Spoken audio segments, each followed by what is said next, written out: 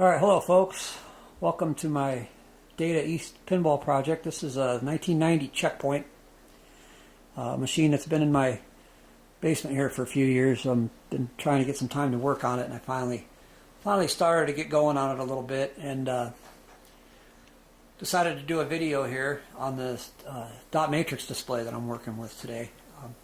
I actually shot a video here about a week or so ago, but it didn't come out. I'm having problems with my camera and my equipment, so finally got around to getting back to it today. So anyway, we're doing a video on the dot matrix display, and this particular display is a 128 by 16, meaning you have 128 columns and 16 rows on the glass. Data East used these in the early 90s on probably just a handful of pinball machines, Checkpoint, Teenage Mutant Ninja Turtles, and Hook. There's a few others. I can't really think of all of them off the top of my head. I think maybe Batman. I'm not sure.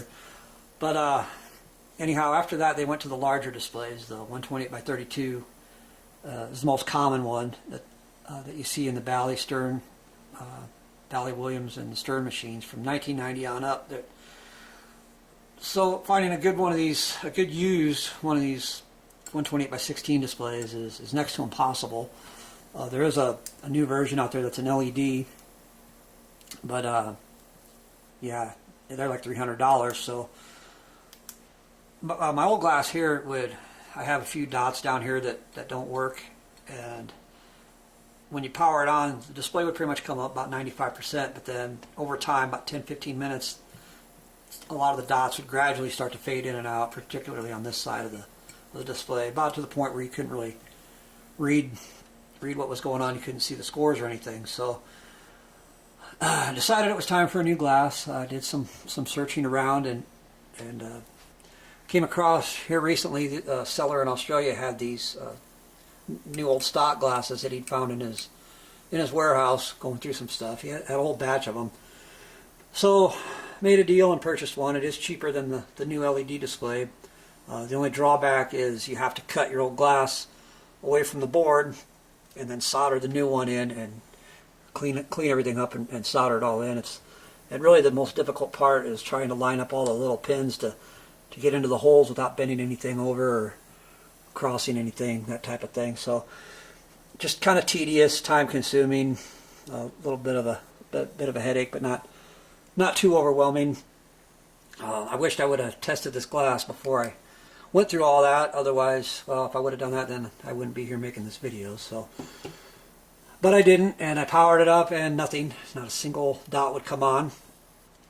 I contacted the seller, and he kind of indicated that he was wondering if there was a way to test these. I'm thinking he's referring to the glass that I got, and then he probably wants to test his other ones as well. So I kind of told him what I had done. I don't know if it made a whole lot of sense or not, so I decided I'd go ahead and do this video just to kind of make it easier to show rather than tell.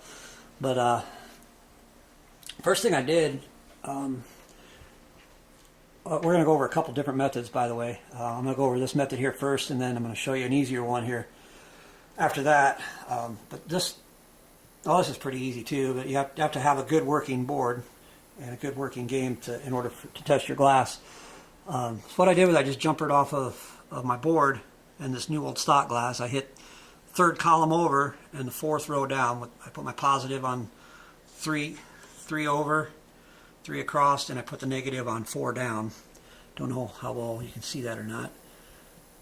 And then I just ran them over, basically a parallel circuit to my old glass, and I went 3 columns over and 4 rows down. I had to solder those little jumper legs on there just for the sake of testing here, because I cut the old ones off pretty short. And then, as you can see here, whenever the machine sends out a call for that particular dot to illuminate, it comes on, and the new old stock glass does not.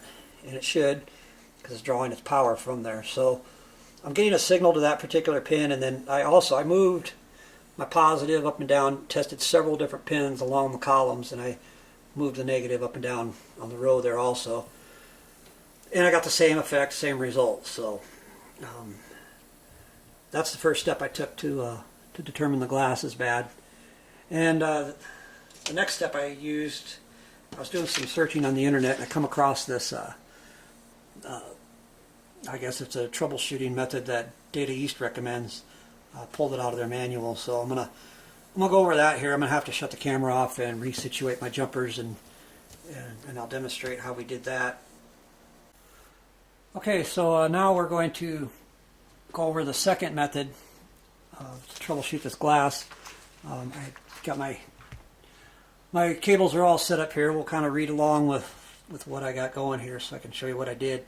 We're going to start off by connecting a black alligator jumper wire from either lead of capacitor C29 near U15 on the back of the display board, on the display glass's circuit board. So I'll go over here to the other side and show you that connection. There's C29 right there. Here's U15. It's right underneath it. So, and I connected it to the left side here. It says to use either side, so I just picked one and went with that. And then I left my other side hooked up to where we were at from the other test. I'm still 4 rows down, just like I was on the last test we did. So that should light up whatever dot we test in that row.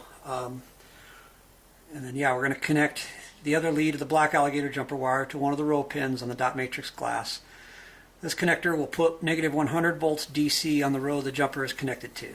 So, yeah, like I said, I just left it hooked up there on the 4th row down. And then this note here says that there are 2 sets of row pins on each side of the display glass. Each set corresponds to that half of the display glass. And so that means that if this half of the glass, these 64 columns over here, if you put your positive on them, in order to turn them on, you have to have your negative on this set of row pins over here, this set of 16. And then on the other side of the glass, there's also 16 sets of row pins. So if you were to test, put your positive on the other half, you would have to move your negative over to this side, your negative 100 volts. I find that interesting if they say negative 100 on this sheet. The schematic shows it as negative 108 and negative 120. But anyway, from there we're going to connect a red alligator jumper to the banded side. That'd be the cathode of CR2 on the dot matrix display board. And this will give us our connection to the positive 68 volts DC. So if we come over here right next to the power connector coming in, you'll see that I got hooked up to the banded side of CR2. I don't know if that can show very well. Not very good light here. The band on that diode is on the bottom, so we hook our lead to the bottom side of it on the cathode there. Okay, and all right. So from there, we're going to put a 33k ohm half-watt resistor in the free lead of the red alligator clip, and then we'll turn the game on. So I'm hooked up to the banded side, CR2, and then here's my lead here, and then in the free end of the alligator clip, I got my 33k ohm resistor. So before we turn the game on, I'm going to show you kind of real quick here on my schematic what we got going. This here is CR2, or I'm sorry, C29, and this that how-to sheet tells you it doesn't really matter which side you hook up to, and it's going to put negative 100 volts on there. So up here on this side of it, it shows it as negative 108, and then the other side it shows it as negative 120. So I don't think it really matters as long as you have anywhere between negative 100 and negative 120 volts DC that you're going to be applying to that side. That you're going to be putting it on that row, whatever particular row you're on, and that's these guys here, these little horizontal lines. I think P3 is the left side and P4 is the right side, depending on how you look at the glass. And there's U15. It drives those rows. So this is my little crude line I drew to show that negative voltage.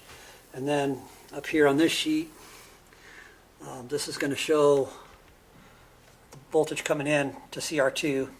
Comes in right off of that J2 header. And then here's your banded side of CR2. It shows it as 68 volts positive there. And then also, same way I drew my janky little line here, and I came over here. I originally wrote 330K. That's wrong. It's a 33K. And then I clipped it to my alligator lead, and then here's the free end here. We're going to go along and we're going to touch all these individual pins, and that's your columns. going across U13 and U14, so they drive your columns. So hopefully that makes some sense. Alright, now before I turn the game on also, I'm going to put this camera on a tripod so it's easier to kind of do this. It's hard to do. I'm surprised I did this well with one hand, so it's easier to demonstrate it with it on a tripod, so I'm going to go ahead and do that. Okay, got the tripod set up here. We're going to go ahead and go from there on this troubleshooting method here. Before I do, real quick though, here's the display ROM. Each individual game is going to have its own ROM. This is the checkpoint ROM. So like if you had a Teenage Mutant Ninja Turtle, or if you had a Hook, or whichever game you have to have that game specific ROM in your display board in order to run the display. Seller was asking if I knew of a test ROM you could put in there for the display, and I'm not sure if there's one out there or not, if somebody has one. I do know there's somebody makes one for the CPU you can put in to test your lamps and your coils and stuff like that, but I'm not sure if there's one out there for the display. It wouldn't help me in this case anyway because of the fact that this glass is bad. But anyhow, here's what I'm going to do. I'm going to disconnect this cable coming in. This is your data coming into the back of the board. We really don't need it because we're just putting the positive 68 and the negative 108 volts onto the display glass. So that's all we're doing. And if you don't have a Data East pinball handy, I'm pretty sure the Williams dot matrix display driver boards, I think they have the negative 110 and the positive 68 also. You could tap into one of those, or maybe I have an old power supply from one of them in my back room there. I could probably set that up on a bench also and just tap into that. You could solder some jumpers or something onto it if you're testing a lot of glass, or if you don't have access to one of these. So anyway, hopefully let me go back and look at the camera here and see if that's going to show up all right. Yeah, it don't look too bad. Okay, all right. Okay, we're going to turn the game on, and then we're going to touch the free end of the resistor, which is connected to the alligator lead, to one column lead on the display glass.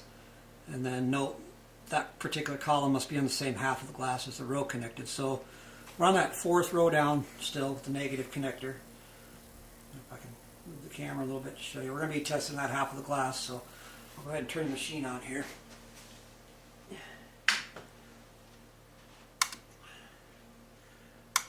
And then I'm going to go ahead and grab my resistor, and we're just going to take this top leg here, the free end.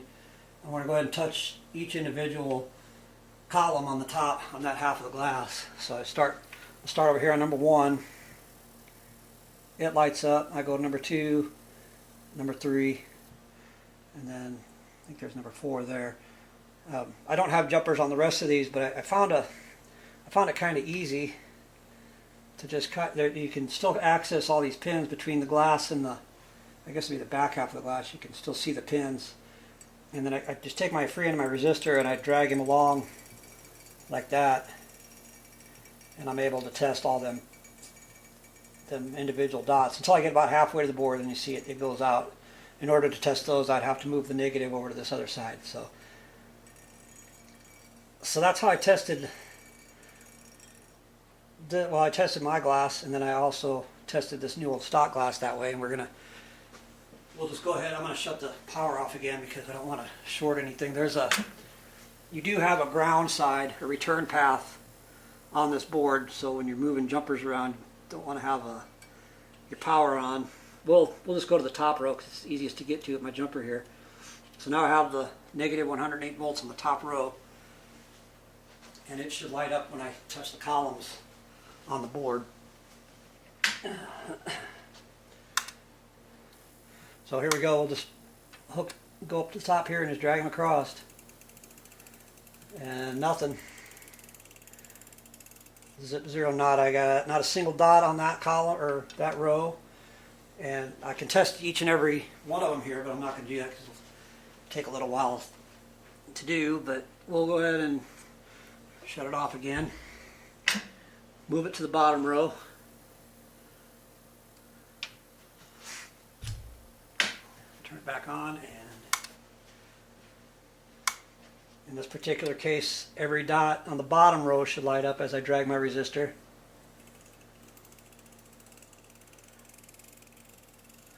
Nothing. So yeah, that display glass is definitely bad. I'm going to try to get back with the seller here. Hopefully after he watches this video we can come to some type of a conclusion on this. I don't know if I'm going to get a refund or an exchange or what. I really don't want to have to go through all the effort of taking this apart and doing it all over again. It's a lot of work. So I may just go ahead and try to get a refund. But hopefully some of this stuff makes sense. If anybody has any questions or comments on this, or maybe there's something I missed, or any suggestions or something you might have for me, go ahead and drop me a line. Hopefully I can answer your comments with something that makes sense. We'll go ahead and move the jumper to the top row here on the glass, just one last time. And, drag it across. So there you go. That's how you would test your glass to know for sure that it works or not. So, okay, folks. Well, thanks for watching my video, and we'll see you next time.